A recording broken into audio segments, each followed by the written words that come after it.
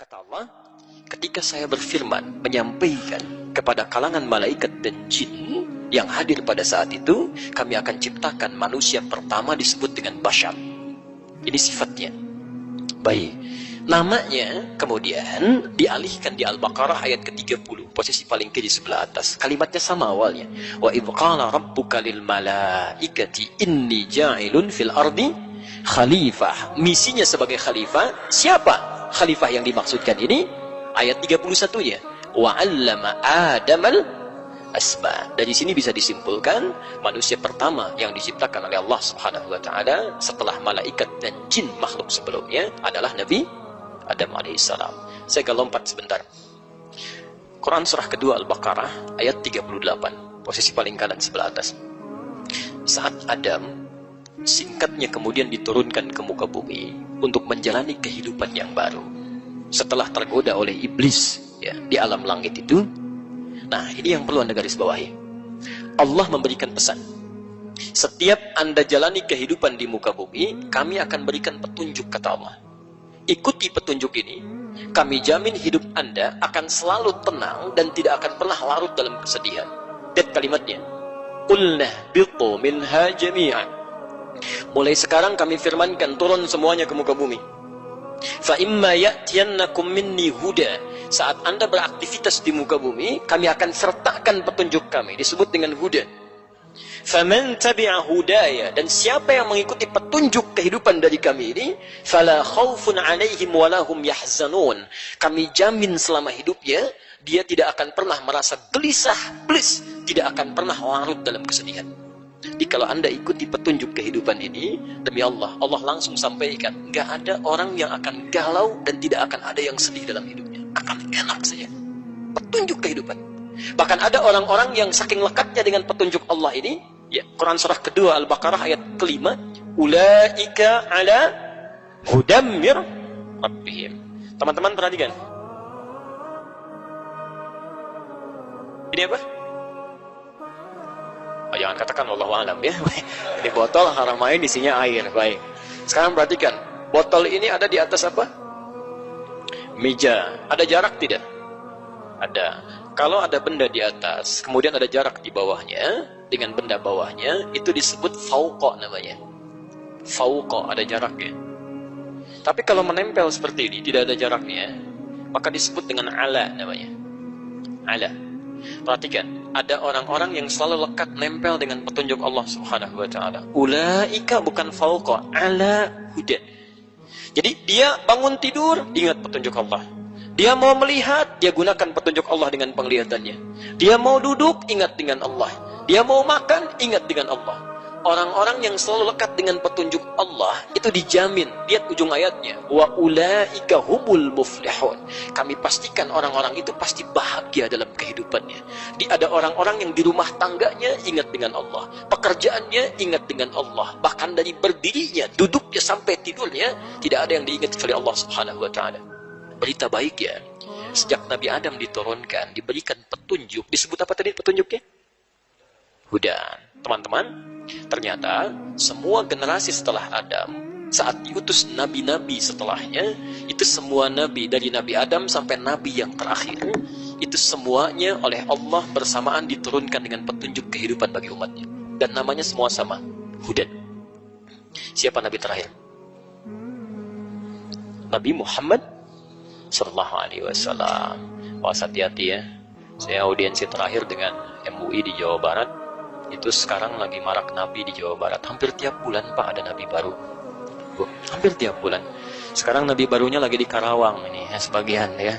Dulu saya lihat di catatan Bakor Pakam Kementerian Agama ada nabi, saya kira itu yang terakhir. Perbatasan Jawa dengan Sunda, Cirebon ke sana. Ya, bikin ajarannya Jasun namanya, Jawa Sunda. Nabinya Tugimin. Saya kira selesai gitu kan. Ternyata pindah ke beberapa tempat yang baik. Lihat, nabi terakhir Nabi Muhammad sallallahu alaihi wasallam.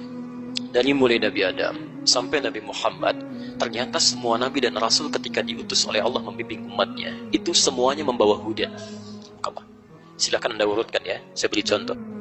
Muhammad bin Abdullah bin Abdul Muttalib bin Hashim bin Abdul Manaf bin Qusay bin Murrah bin Kilab bin Ka'ab bin Ghalib bin Fihr bin Manik bin Nadar bin Kinana bin Khuzaimah bin Mudrikah bin Ilyas alaihissalam bin Nizar bin Mudar bin Ma'ad bin Adnan bin Addi bin Andri bin Muqawwam bin Nahur bin Tali bin Ya'rub bin Yasjub bin Nabit bin Ismail alaihissalam bin Ibrahim alaihissalam bin Adhar atau bin Nahur bin Abir bin Kinan bin Arfahshad bin Sam bin Nuh alaihissalam bin Mihlail Matushalah bin Kinan bin Anwas bin Thith bin Adam alaihissalam, sampai ke Nabi Muhammad yang terakhir.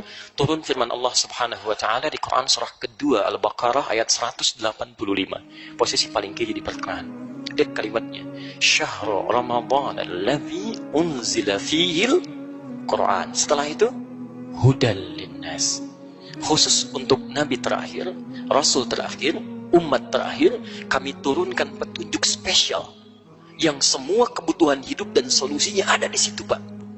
Di teman-teman, semua aktivitas kehidupan kita dari sebelum lahir sampai wafat, petunjuknya ada di situ semua. Disebut Al-Quran. Ya. Kata Allah bukan hanya untuk orang Islam, tapi linnas, kalimat annas disebutkan 241 kali dalam Al-Quran.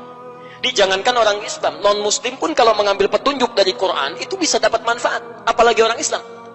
Ya. Makanya orang Islam itu dipaksa oleh Allah minimal dalam sehari mesti baca Quran, mesti itu. Makanya kalimat pertama ketika dibuka Al-Quran di surah Al-Baqarah itu menyebutkan kata hudan. Dzalikal kitabu la raiba fi hudal. Ya. Siapa al-muttaqin ini? Ya. Ayat ketiganya, alladzina yu'minuna bil ghaib wa yuqimunas shalah, yaitu bagi orang yang telah merasa beriman kepada Allah lalu dia aplikasikan imannya dengan menunaikan amal saleh. Amal saleh pertama salat. Bukankah saat salat Anda baca Quran? Nanti dalam fikih salat, ya, agak jauh sebentar ya. Dalam fikih salat, sebetulnya saat kita baca Quran, khususnya surah-surah yang kita baca setelah Al-Fatihah itu, yang paling diutamakan bukan baca surat pilihan, bukan. Tapi memilih surat yang sesuai dengan kebutuhan hidup kita. Saya beri contoh, misal Anda sedang bekerja, tiba-tiba ada kesulitan di pekerjaan, Anda sholat setelah baca Al-Fatihah, pilih ayat surat yang sesuai kebutuhan Anda. Quran surah 17 misalnya, ayat 79 sampai 81. Karena semua hidup kita ada di situ, termasuk ayat rumah tangga. Nanti kita akan keluarkan. Saya baca cepat, tapi antum nggak usah tulis ya. Baca cepat, saya beri gambaran misal. Saat kita sebelum dilahirkan, dalam kandungan ibundanya, bagaimana supaya kandungannya itu lancar, kemudian persalinannya berjalan dengan nyaman, doa-doa mengalir dengan baiknya. Quran surah ke-7 ayat 189. Ketika dilahirkan, bagaimana supaya caranya ASI-nya bisa mengalir dengan lancar. Suami istri yang baru mendapatkan anak tidak sibuk dan gelisah bagaimana cara menunaikan tugas ayah dan ibu pertama kalinya. Quran surah ke-2 Al-Baqarah ayat 233, posisi paling kanan sebelah bawah. Setelah 2 tahun disusui, dari 2 tahun sampai dengan menjelang balik, bagaimana cara memberikan pendidikan dininya supaya dekat dengan Allah, taat pada kedua orang tuanya, gemar bergaul dengan teman-teman di sekitarnya, akhlaknya bagus. Quran surah ke-31 ayat 13 sampai dengan 19-nya. Dia mulai belajar bagaimana supaya cepat menangkap pelajarannya, sulit untuk melupakannya, ada keberkahan dalam pelajarannya. Quran surah 9 ayat 122, posisi paling kiri sebelah bawah. Bagaimana saat dia menangkap pelajaran, dia dapat prestasi juga. Quran surah ke-58 ayat ke-11-nya.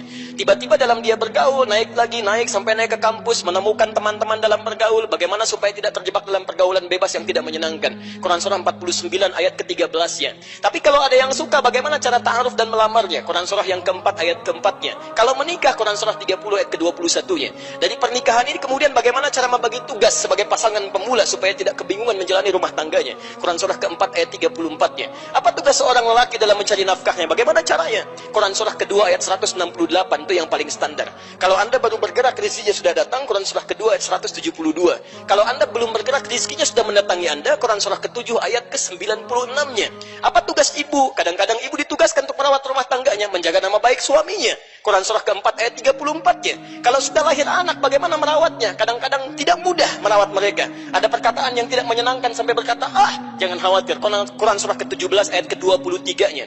Anda yang mencari rezeki, kadang-kadang lelah, capek, seperti ibu juga yang capek merawat anaknya. Lelah seperti apa? Kalau ringan-ringan, Quran surah ke-26 ayat ke-80-nya. Kalau kena penyakit, semua orang mengatakan sampai dokter berkata, ini nggak mungkin, nggak ada kesembuhan, nggak ada obat untuknya. Kata Allah, tidak ada yang tidak mungkin. Lakukan amalan seperti Nabi Ayub pernah melakukannya. Quran surah ke-21 ayat 83 sampai 84-nya. Anda bekerja, kadang-kadang ada yang iseng, ingin menyingkirkan Anda, menyudutkan Anda, menyungkurkan Anda. Bagaimana mengatasinya? Memohon kepada Allah dengan Quran surah ke-17 ayat ke-79 sampai dengan 81-nya. Kalau ada yang mengganggu Anda sampai luar luar biasa dahsyat yang membuat Anda gelap mata, sesak nafas di situ.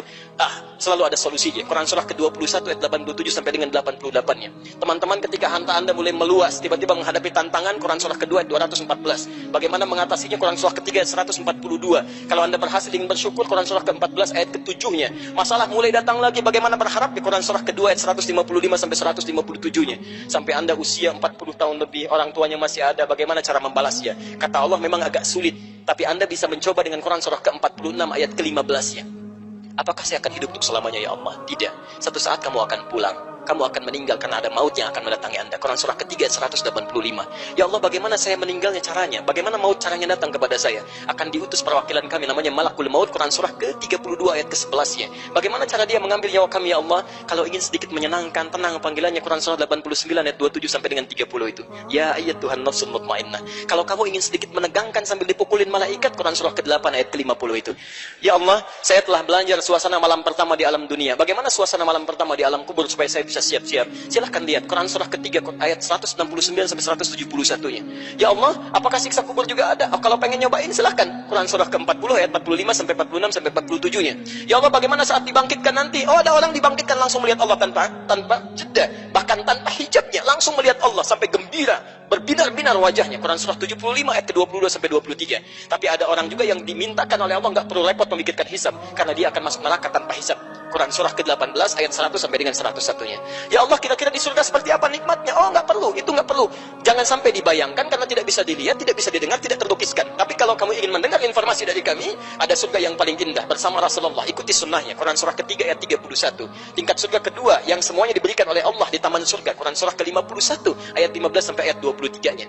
Ada surga yang tingkat ketiga, luasnya seluas langit dan bumi. Anda mau aktivitas jungkir balik silahkan, nggak akan sampai ke ujungnya. Quran surah ketiga ayat 133 sampai 134. Bahkan ada surga kelas ekonomi yang saking indahnya nggak pernah dilihat oleh mata, terdengar oleh telinga, bahkan tidak terbayangkan dalam benak kita, dan keindahannya tak terlukiskan. Quran surah kedua ayat ke-25 itu. Semuanya ada. Semuanya ada. Yang tidak ada, teman-teman sekalian, kita jarang baca isinya.